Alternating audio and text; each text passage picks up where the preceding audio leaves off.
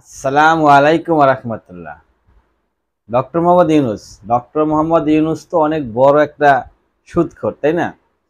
আমরা সবাই জানি এ ব্যাপারে। আমি এটা কথা আমি বলতেছি না, সমগ্র অনেক বাংলাদেশের সমগ্র না, অনেক মানুষ বলতেছে ডক্টর মোহাম্মদ ইউনুস একজন সুদখোর, বড় মাপের একটা সুদখোর। আগে মানুষের এটা বেশি বলতো, এখন একটু বলা কমায় দিছে, তাই না?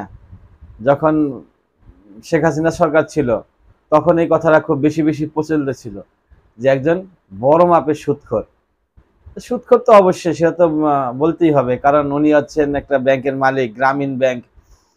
না হোক মালিক, বাংলাদেশের তো মালিক উনি। বাংলাদেশে গ্রামীণ ব্যাংক নিয়ে আসছেন, বাংলাদেশে গ্রামীণ ব্যাংক প্রতিষ্ঠা করছেন।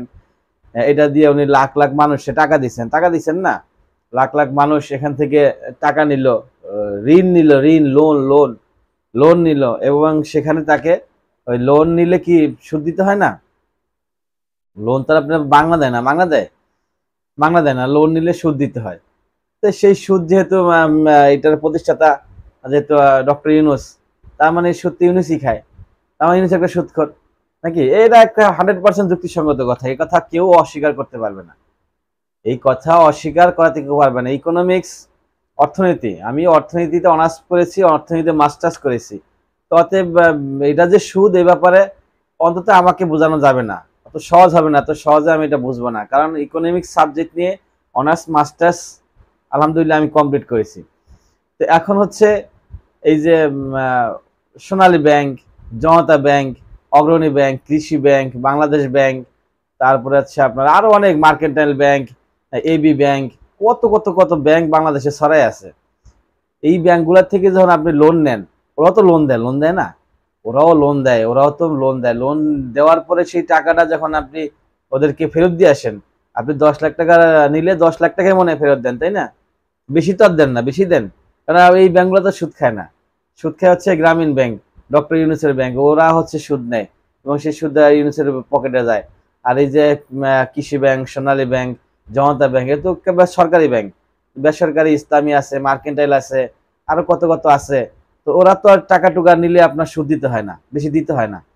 দিতে হয় কি, আপনি যখন টাকাটা ওখানে জমা রাখেন, আপনি 10 লাখ জমা রাখেন, 20 লাখ জমা রাখেন, ওরা তো আপনাকে 20 লাখই ফেরত দেয়। বেশি তো আর বাড়ায় তো দেয় না। বাড়ায় কি দেয়? বাড়ায় তো দেয় না। তাহলে এটা তো হারা তো ভালো মানুষ, সুদ টুদ খায় না। আর আপনি যখন ওখান থেকে লোন নেবেন 10 লাখ, 15 লাখ, 20 লাখ, তখন আপনি ওই টাকাটাই রিটার্ন করবেন, অতিরিক্ত কোনো টাকা দিতে হবে না। দিতে হবে কি, যদি অতিরিক্ত দিতে হয় তাহলে সেটা মনে হয় জান্নাতের শরবত হয়।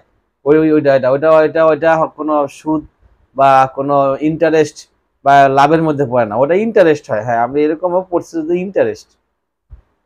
সোনালী ব্যাংক, জনতা ব্যাংক, ইসলামী ব্যাংক, এরা ইন্টারেস্ট দেয়, এরা সুদ দেয় না। আর কি কয়, ডক্টর ইউনুসের গ্রামীণ ব্যাংকে কোনো ইন্টারেস্ট নাই, ওটা সুদ। আপনি টাকা ওখানে জমা রাখলে আপনাকে ওরা সুদ দিবে, আর আপনি ওখান থেকে নিলে ওখানে সুদ দিতে হবে। আর অন্যান্য ব্যাংক থেকে আপনি টাকা নিলে সেটা ইন্টারেস্ট, তাই না? সেটা সুদ না। তাইলে মনে করেন যে ডক্টর ইউনুস সাহেব, এখন অবশ্যই কথাটা কমে গেছে, মানুষ বুঝতে শিখছে যে ডক্টর ইউনুস আসলে একজন ভদ্রলোক। ওনার মতো ভদ্রলোক যদি বাংলাদেশে থাকে তাহলে বাংলাদেশে ডেভেলপ হবে। সমালোচনা হচ্ছে, এখন বাংলাদেশে অনেক সমালোচনা হচ্ছে, তো সমালোচনা হবেই, এটা বিষয় না, এটা হবেই। এটা আপনি যেই সরকারই আসুক, আমরা, এটা আমাদের বাঙালির স্বভাব, আমরা সমালোচনা করব। 2 মাস হইল মাত্র, হয় নাই এখন পর্যন্ত, ডক্টর ইউনুসের মেয়াদকাল এখন পর্যন্ত 2 মাস হয় নাই, আরো 2-1 দিন বাকি আছে। তো যাই হোক, এই এই 2 মাস না যাইতেই আমরা মনে করেন তার পিছে লেগে গেছি।